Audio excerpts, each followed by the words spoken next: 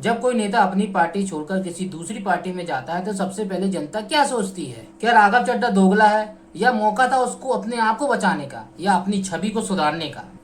इसे सिंपल तरीके से समझे तो पार्टी में रहकर पार्टी की वफादारी तो सब करते हैं, और इसी तरह से राघव चड्ढा भी अपनी पार्टी के प्रति जो है ना वफादार थे। तभी आपने देखा होगा कि राघव चड्ढा जो है अपनी पार्टी के नेता केजरीवाल की तारीफ करते हुए दिखे होंगे आपको, और कई आपने ऐसे पॉडकास्ट और वीडियो भी देखे होंगे जहां पे वो बीजेपी को जो टारगेट करते हुए ये भी कहते हुए नजर आ रहे हैं कि बीजेपी जो है ना एक अनपढ़ और गुंडों की पार्टी है। और ऐसे ही वीडियो देखे होंगे जहां पे राघव चड्ढा ये कह रहे हैं कि बीजेपी जो है मुझे खरीदना चाहती है, लेकिन ऐसी कोई रकम नहीं बनी जो राघव चड्ढा को खरीद सके। और ये पूरे वीडियो जो है ना इस बात का सबूत है कि राघव चड्ढा अपनी पार्टी के प्रति, आम आदमी पार्टी के प्रति कितने ज्यादा वफादार थे। और ये बात उन्होंने कई बार कॉन्फ्रेंस में और पॉडकास्ट में और कई वीडियो में ऐसा क्लियर कहा है।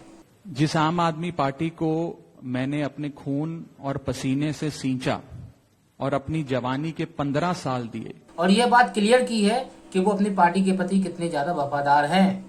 लेकिन ध्रुव टट्टी जैसे लोग जो है राघव चड्ढा को दोगला कह रहे हैं, जबकि ये कितना बड़ा दोगला इंसान है इस चीज से अंदाजा लगा लो कि इसने पद्मावती मूवी के लिए क्या बोला था।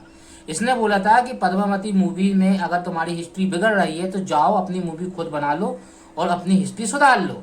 लेकिन जैसे ही धुरंधर पिक्चर आती है तो इसका प्रोपेगेंडा चेंज हो जाता है। ये बोलता है कि धुरंधर जैसी मूवी जो है एक प्रोपेगेंडा है।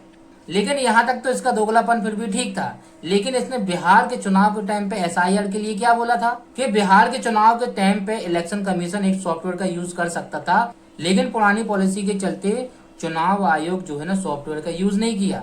लेकिन बंगाल में जब चुनाव आयोग ने सॉफ्टवेयर का यूज किया तो इसने बोला कि अब सॉफ्टवेयर डिसाइड करेगा कि कौन जो है मतदान देगा कौन नहीं देगा। तो इसका दोगलापन तो यहीं पे भाई क्लियर हो जाता है। और ये तो दोगलापन वाली बातें ना करे राघव चड्ढा के प्रति तो ठीक है, क्योंकि ये कितना बड़ा दोगला है इसकी बातों से समझ में आते है, इसकी वीडियो में भी समझ में आता है। ये तो ह्यूमन साइकोलॉजी है भाई, जिसके कारण जो है पार्टी बदलने वाले नेताओं के ऊपर लोग शक करते हैं। लेकिन आपकी तरह बहुत सारे ऐसे लोग हैं जो कंसिस्टेंसी को प्रायोरिटी देते हैं।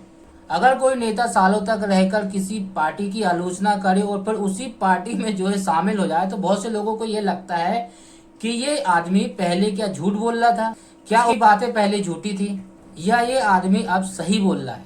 तो कंफ्यूजन तो होती है भाई। पॉलिटिशियन पार्टी बदलते हैं, इसमें कोई बड़ी बात नहीं है। और ये मैं नहीं बोल रहा हूँ भाई, ध्रुव राठी बोल रहे हैं। राघव चड्ढा जितना बड़ा धोखेबाज शायद ही कभी देखा हो। मतलब पॉलिटिशियंस पार्टी बहुत बदलते रहते हैं। लेकिन ध्रुव राठी भाई साहब वो भी पॉलिटिशियन है, आपकी जीजा नहीं है। एक तरफा ये बोल रहा है कि पॉलिटिशियन जो होते हैं पार्टी बदल लेते, इसमें कोई बड़ी बात नहीं है, और फिर राघव चड्ढा ही को बोल रहा है कि ये दोगला इंसान है। अबे दोगला इंसान तो तू है, बस तेरे सब्सक्राइबर बस नहीं जानते, बाकी सब जानते हैं कि तू जो है ना कितना बड़ा दोगला इंसान है। लेकिन कोई नेता अगर ये स्पष्ट कर दे कि उसकी पार्टी बदलने की वजह क्या है तो उसे डबल स्टैंडर्ड नहीं कहते।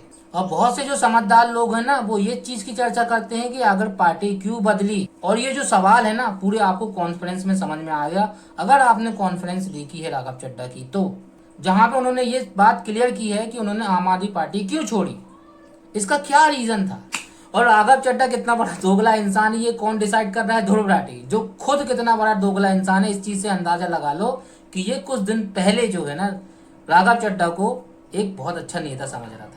मतलब इसकी कंसिस्टेंसी देखो दोगलेपन की। मतलब कंटिन्यू वीडियो बनाएगा ऐसा जहां पे राहुल गांधी को बोलेगा कि ये उम्मीदवार हैं सीएम पद के लिए, और कभी कभी राहुल गांधी को नालायक बता देता है। मतलब दोगलेपन की अगर कोई सीमा अगर पार कर रहा है तो वो ध्रुव राठी है। आम आदमी पार्टी कितनी करप्ट है इस चीज से अंदाजा लगा लो कि हमारे अन्ना हजारे कभी भी जो है ना आम आदमी पार्टी के समर्थन नहीं रहे, ना ही उन्होंने केजरीवाल का कभी समर्थन किया। और आम आदमी पार्टी का तो कोई उद्देश्य ही नहीं है भाई। जब किसी पार्टी का उद्देश्य नहीं रहता है ना तो वो इसी तरीके से भटकती है। और मुझे तो ये लग रहा है ना कि आम आदमी पार्टी का पतन होना शुरू हो गया है। और राघव चड्ढा को मिला के 7 एमपी जो है रिजाइन कर चुके हैं आम आदमी पार्टी से, ये बात तो आपको पता होगी। इसके बाद अगर आप सोचो कि सिर्फ राघव चड्ढा ही समझदार थे, तो नहीं, ये सातों के साथ जितने एमपी गए हैं ना आम आदमी पार्टी छोड़ के, ये कितने होशियार थे ये वीडियो के आगे आपको समझ में आ जाएगा। लेकिन ये दोगला इंसान कभी भी केजरीवाल सरकार से ये सवाल नहीं करेगा कि 5 अप्रैल को राघव चड्ढा को राज्यसभा पार्टी के पद से क्यों निकाला था, जबकि राघव चड्ढा तो अपनी आम आदमी पार्टी के प्रति इतने ज्यादा वफादार थे कि बीजेपी को अनपढ़ गुंडों की पार्टी तक कह दिया था। और मेरा ये मानना है कि बीजेपी एक गुंडों की पार्टी है, अनपढ़ गुंडों की पार्टी है। और यहाँ तक कि राघव चड्ढा ये बोलते हैं कि ऐसी कोई रकम नहीं बनी जो मुझे खरीद सके। आज तक वो रकम नहीं बनी, मैं साफ तौर पे कहना चाहता हूं, आज तक वो रकम नहीं बनी और वो शख्स पैदा नहीं हुआ जो राघव चड्ढा को, आम आदमी पार्टी को या अरविंद केजरीवाल को खरीद ले। मैं साफ तौर पे अपने विरोधियों को कहना। और सबसे अच्छा वीडियो तो मुझे ये लगा कि जहाँ पे वो अरविंद केजरीवाल को कितना महान व्यक्ति बता रहे हैं अपनी वीडियो में। देखो आप। तो मैं और नेताओं के बारे में तो नहीं कह सकता, लेकिन अपनी पॉलिटिकल पार्टी और मेरे नेता अरविंद केजरीवाल जी के बारे में कह सकता हूँ। उन्होंने आईआईटी से इंजीनियरिंग करी। इस देश में आईआईटी में एडमिशन ही इम्पॉसिबल होता है, because he was so bright, एक बहुत ही प्रतिभाशाली स्टूडेंट थे, उनको एडमिशन मिला। आईआईटी से ग्रेजुएशन करने के बाद उन्हें एक अच्छी खासी नौकरी मिली। उसके बाद उन्होंने सिविल सर्विस एग्जाम्स दिए, आईआरएस अफसर बने, इनकम टैक्स में भर्ती हुए, इनकम टैक्स में कमिश्नर की रैंक तक पहुंचे।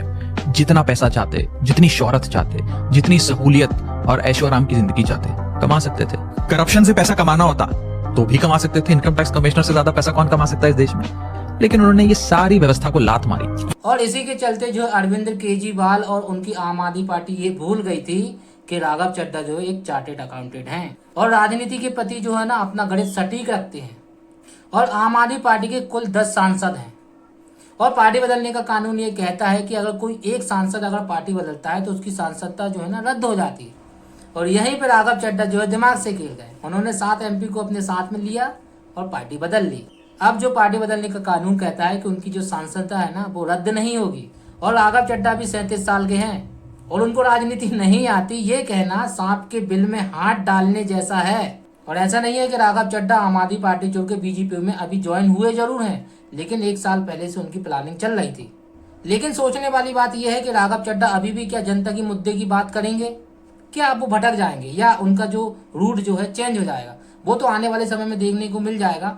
लेकिन राघव चड्ढा की एक बात मुझे बहुत खराब लगी थी, जिसपे मैंने वीडियो बनाया था, जहां पर राघव चड्ढा ये बोल रहे थे कि जो लव जिहाद जैसे जो मुद्दे हैं ना उनको बीजेपी बनाती है।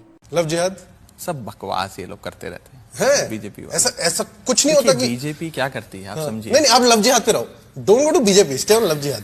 नहीं, what about it? Is it true? Is it not a conspiracy by Muslim I men personally feel love jihad जैसे मुद्दे हैं, ये सारी चीजें बीजेपी उठाती है। ये बीजेपी के बनाए हुए इश्यूज हैं। ये चीज पे मैंने वीडियो बनाया था। लेकिन अब राघव चड्ढा क्या बोलेंगे लव जिहाद पर? क्या ये बीजेपी के बनाए हुए मुद्दे थे? अब देखने को मिलेगा।